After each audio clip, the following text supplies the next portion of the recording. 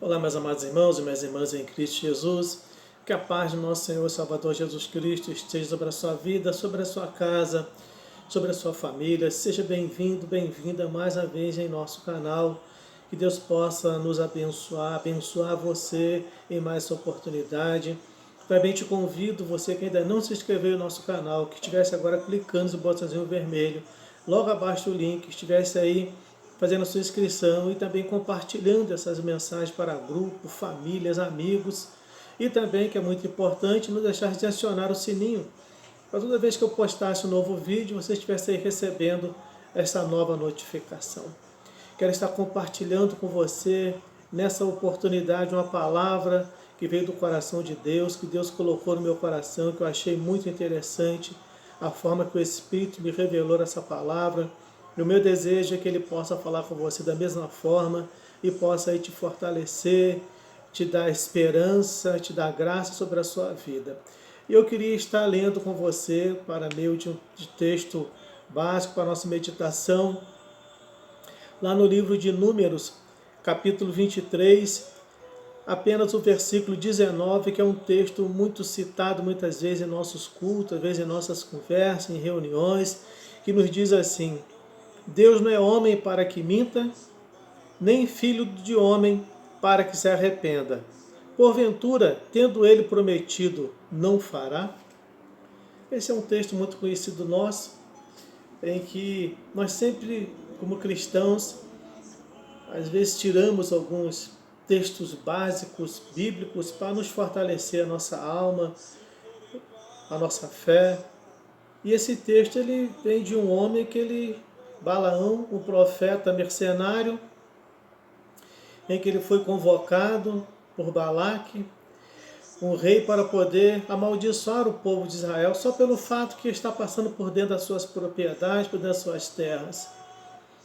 E Balaão, aquele homem, aquele profeta, que era um sacerdote, mas que se tornou um homem, e aos nossos olhos, você olha, parecia que era um homem perfeito, era um genuíno profeta do Senhor.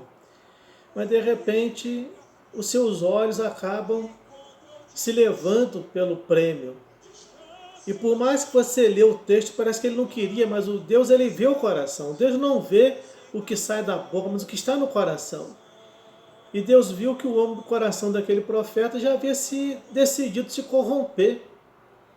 E ele aceita aquele suborno e vai para amaldiçoar. Mas tudo que ele pensava amaldiçoar, Deus transformava em bênção. E esse texto ele vem de uma narrativa assim, onde ele tenta e depois Balaque o convida para ir até o monte, para de lá ele ver uma parte do povo e ele ali profetizar a sua maldição. E eles ali edificam ali 7 altares, oferecem ali um sacrifício para ali os deuses estranhos, não para o verdadeiro Deus, para deuses estranhos. E Balaão diz o seguinte: fica aqui no teu altar, com o teu sacrifício, que eu vou falar com Deus, vou encontrar Deus. Porque parece que ele ia encontrar Deus.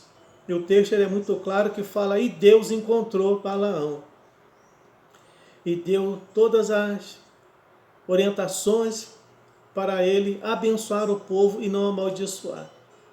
E ele é obrigado a chegar para Balaque e falar essa palavra: Deus não é homem para que minta, nem filho de homem para que se arrependa. Porventura, tendo ele prometido, não fará? Então Balaão ele já entra por um caminho em que ele era obrigado a trazer uma realidade para Balaque, mas Balaque ele queria amaldiçoar o povo. Eu queria iniciar essa palavra com uma introdução que o próprio Deus, o Espírito, ele colocou no meu coração. Você já parou para pensar que quando estamos aguardando uma resposta ou uma promessa de Deus, nós somos tomados por uma tamanha ansiedade? Já parou a pensar nisso, irmãos? Eu creio que isso é de todo ser humano, principalmente nós como cristãos, por mais que nós confiamos nesse Deus soberano, nesse Deus maravilhoso, temos essa convicção da presença do Espírito Santo em nossas vidas, cremos em Cristo Jesus, que Ele vai cumprir suas promessas, Mas quando nós estamos aguardando uma resposta, uma promessa de Deus, nós somos tomados por uma tamanha ansiedade. E quando não, uma curiosidade. E nos vem um desejo de saber o que Deus está fazendo. E quando e como as coisas irão acontecer. Às vezes vem isso em nossas vidas. Porque nós não vemos o que Deus está fazendo. Então, às vezes, irmãos, nós, com esse desejo de saber o que Deus está fazendo e quando as coisas irão acontecer. Isso já aconteceu comigo como pastor, na minha vida, como que eu era muito ansioso, e a minha ansiedade na minha juventude espiritual, ministerial, me levou muitas vezes a me precipitar, porque a ansiedade ela é isso.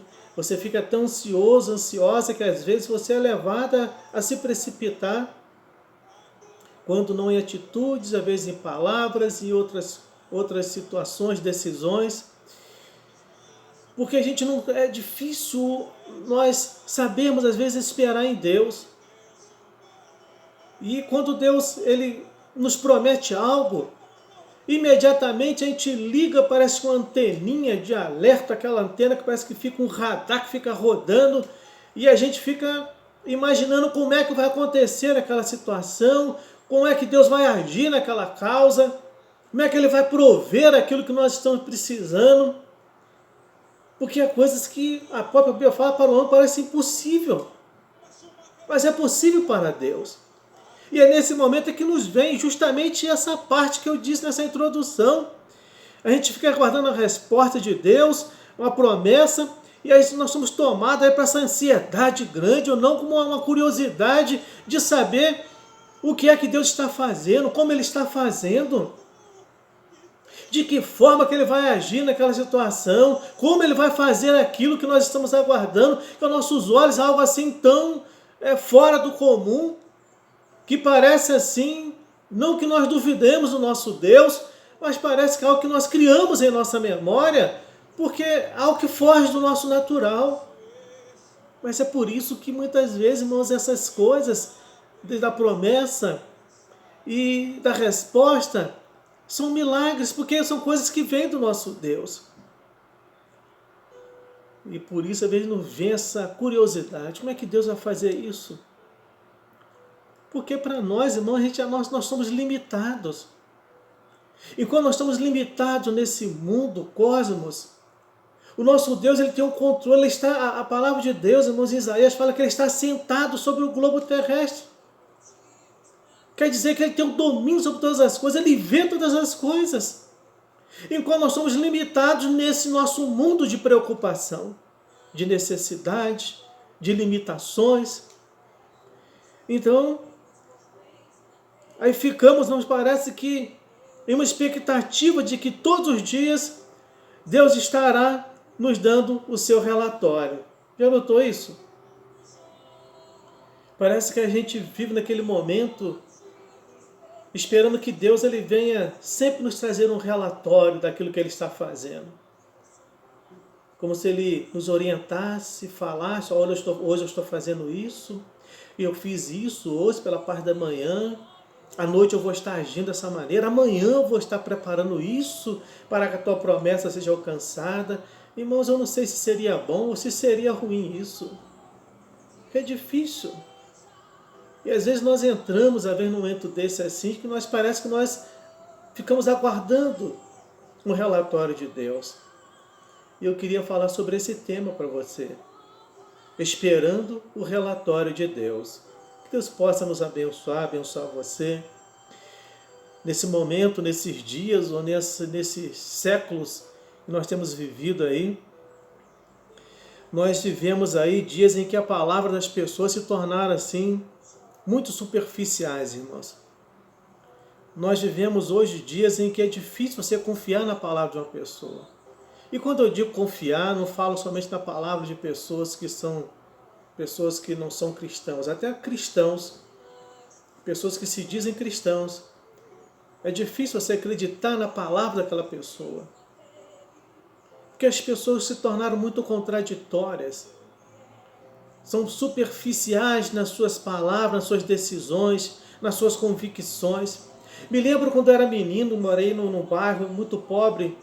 Hoje ele cresceu muito lá em Itaipava, nas áreas de Itaipava. E eu me lembro quando minha mãe pedia para eu comprar alguma coisa naqueles armazéns que tinham antigamente, em que os balcões eram aqueles balcões de madeira, aquele cheirinho gostoso, onde tinha as coisas, era biscoito, era macarrão, era arroz, era tudo daqueles, parecia uns caixotes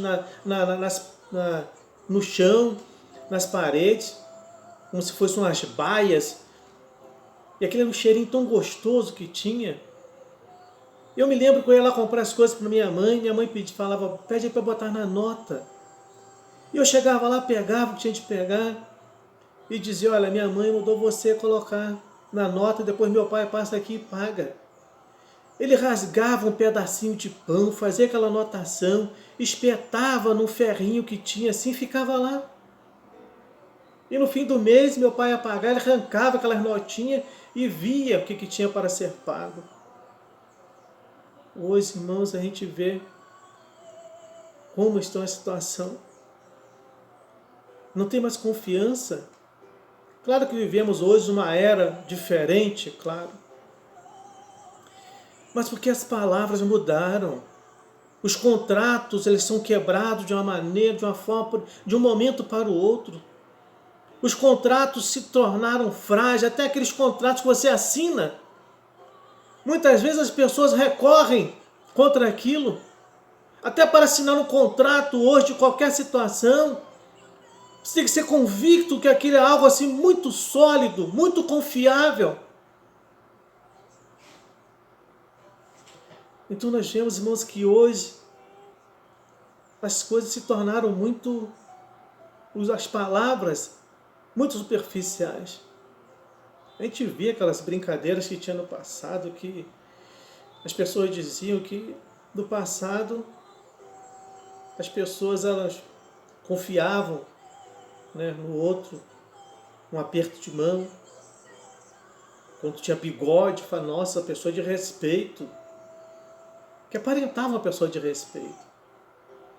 A forma da pessoa, claro que em toda época teve os malfeitores, os enganadores, os falsificadores, os chamados 171, os estelionatários, todo o tempo existiu. Até na época de Cristo existiu. Mas só que na época passada eram coisas mais confiáveis. Mas uma coisa incrível que esse texto nos ensina, irmãos, é que ele fala que a palavra de Deus, ela é confiável. A palavra de Cristo, a palavra do Senhor, aquilo que ele falou vai se cumprir porque é confiável. E muitas vezes nós trazemos, irmãos, a imagem de Deus para uma imagem terrena, para um caráter humano. E muitas vezes nós falamos assim, as pessoas dizem, eu acredito em Deus, mas acredita desacreditando. Acredita em Deus já com a chamada carta na manga. Se não der certo, eu corro para o outro lado. Isso não é confiar em Deus. Me lembro de uma ocasião que um amigo me convidou para fazer uma oração na sua agência de automóvel. Ele estava com uma dívida muito grande. Eu fui fazer uma oração para ele.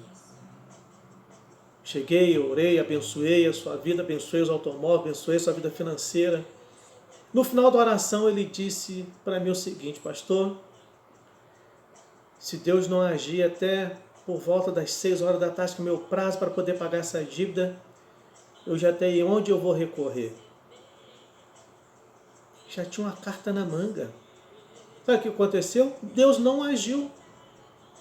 Ficou endividado, pegou dinheiro com outras pessoas, ficou devendo. Infelizmente teve que se afastar da cidade, porque não conseguiu pagar o que estava devendo a um, ainda rolou uma outra bola de neve. Então isso não é confiar. A palavra de Deus ela é confiável. Olha o que ele fala em Mateus capítulo 5, 18.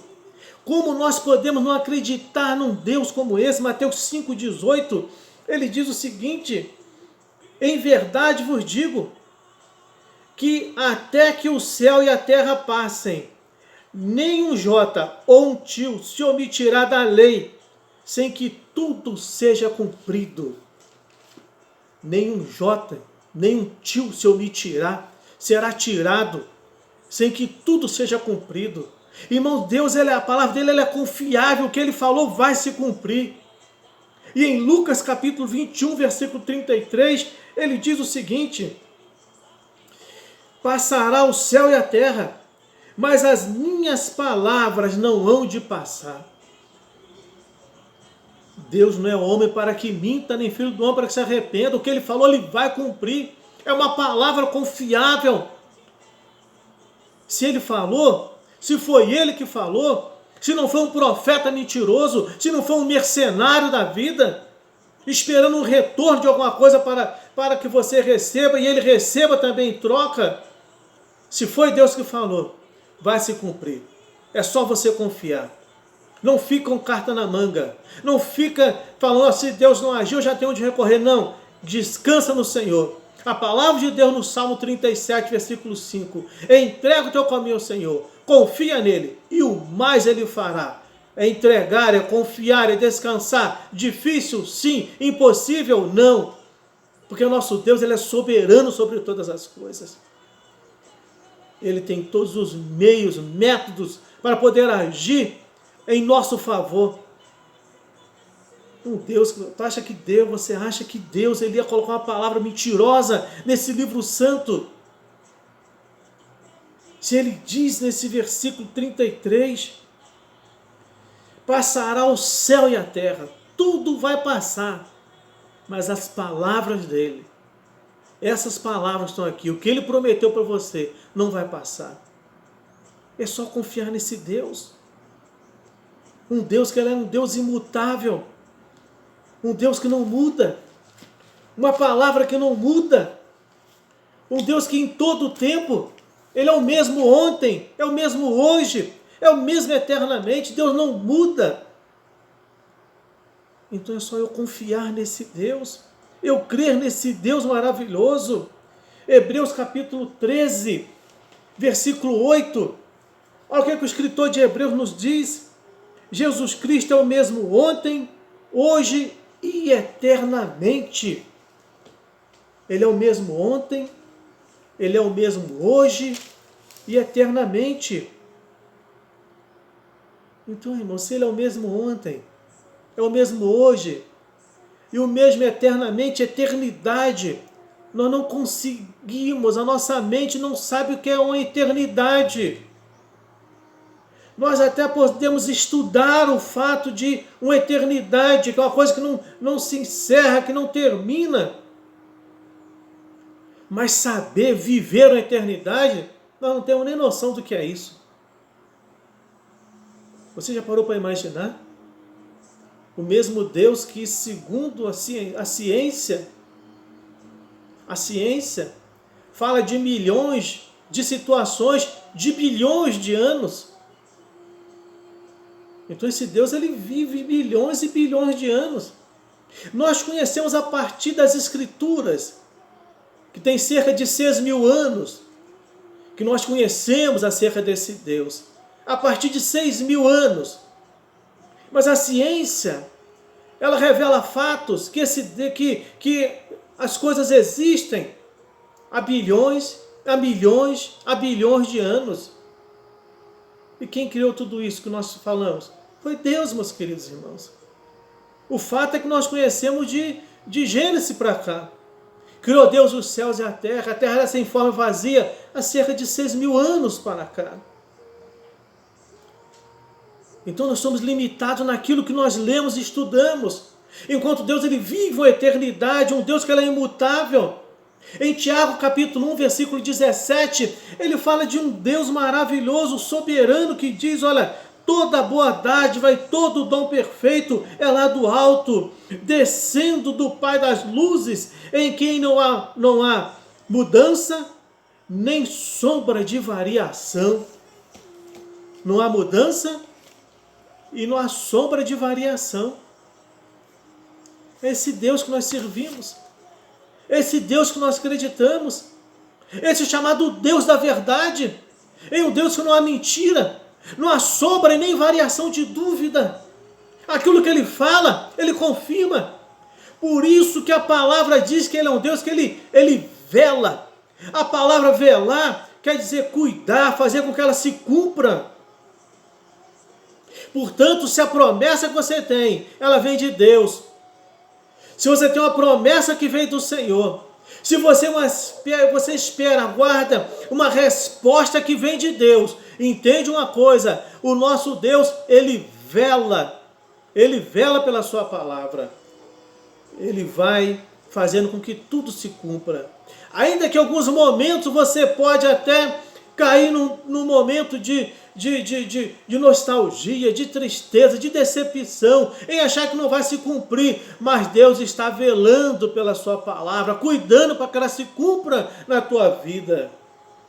Ele vai começar a abrir portas, ele vai começar a levantar pessoas, ele vai começar a mover corações, ele vai começar a quebrar orgulhos, ele vai começar a destruir sofismas e ele vai colocar você no lugar que ele prometeu para a sua vida. Ele vai enviar alguém que vai te dar a resposta, o mover na sua vida que você aguarda não sei há quanto tempo, mas ele vai agir em teu favor.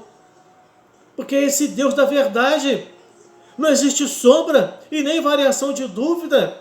Por isso que a carta de Hebreus, capítulo 6, versículo 18, essa palavra do nosso Senhor, ela nos diz assim, 6,18, ele diz, Deus fez isso para que por duas coisas imutáveis, nas quais é impossível que Deus minta, tenhamos forte consolação, nós os que nos refugiamos em lançar mão da esperança proposta.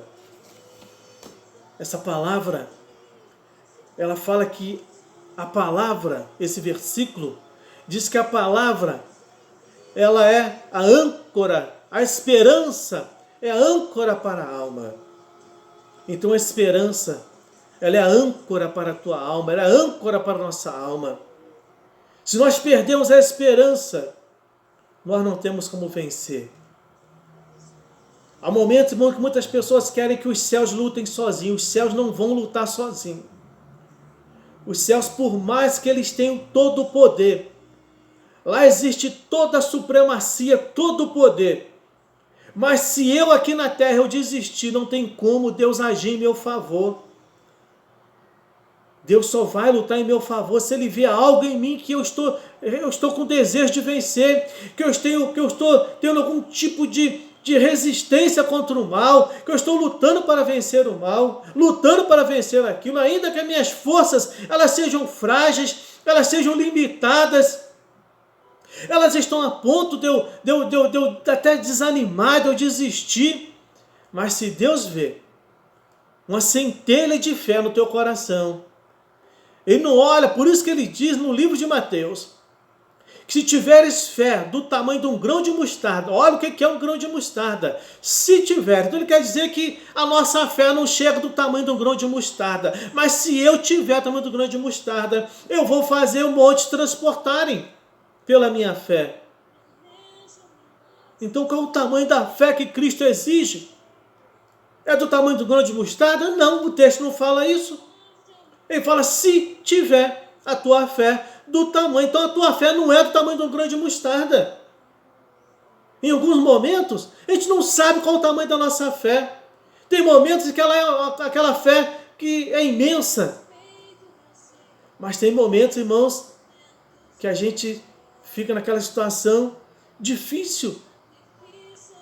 Em que você fala, Deus, aumenta a minha fé, me dê mais fé para poder vencer. Por isso que Hebreus capítulo 6, 18 fala que a esperança é a âncora da alma. Por isso que Coríntios, capítulo 13, capítulo 12, o último versículo, ele fala, agora vem que eu te mostrarei um caminho mais excelente. Ele diz, agora permanece a fé, a esperança e o amor. Os três que permanecem. A fé, a esperança e o amor. Então, meu querido, minha querida irmã, busque de Deus essa esperança no teu coração, esse Deus da verdade. Que essa palavra, que ela é âncora para a nossa alma, ela possa permanecer na sua vida. A introdução é justamente isso. A conclusão que nós chegamos em nossos dias, em nosso momento, às vezes é isso. Que a gente às vezes para pensar, meu irmão. E a gente fica analisando.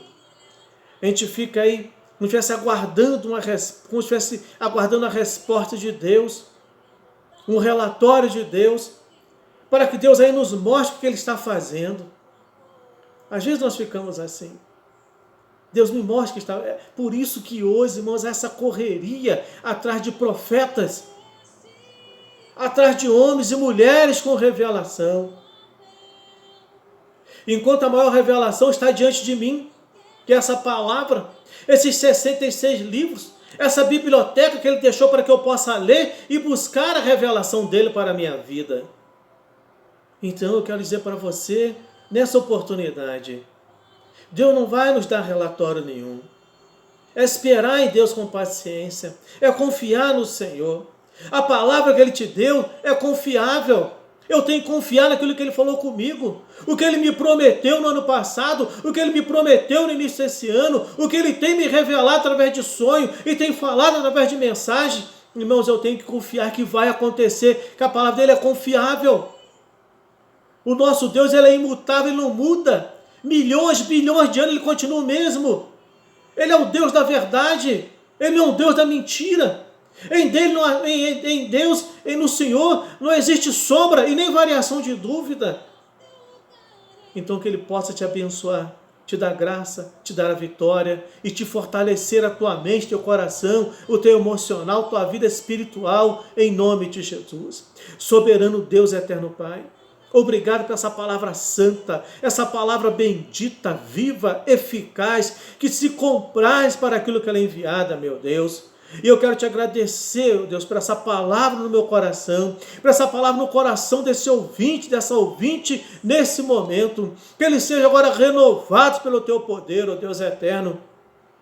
Que essa palavra, meu Deus, que ela é confiável, que essa palavra que ela é imutável, essa palavra que ela é a verdade, meu Deus eterno. Eu quero pedir que ela penetre agora no coração, na alma, na mente, no emocional desses irmãos e possam fortalecer a sua fé, a sua confiança naquilo que tu prometeu. Porque o texto, ó Pai, nessa palavra diz, ó Deus, que tu, ó Deus, prometeu, tu vai cumprir. Tu não é homem para que minta, nem filho do homem para que se arrependa. Se tu falou, tu vai cumprir, porque tu és Deus, ó Deus, tu és soberano, ó Deus eterno. Abençoa agora a mente, o coração desse irmão, o coração dessa irmã e o coração dessa família, meu Deus. Entrega em tuas mãos e os abençoo e te agradeço por tudo, meu Deus, em nome de Jesus. Que Deus te abençoe, meu irmão, minha irmã, que Deus te dê a vitória, a fortaleza na tua alma, no teu entendimento, em nome de Jesus.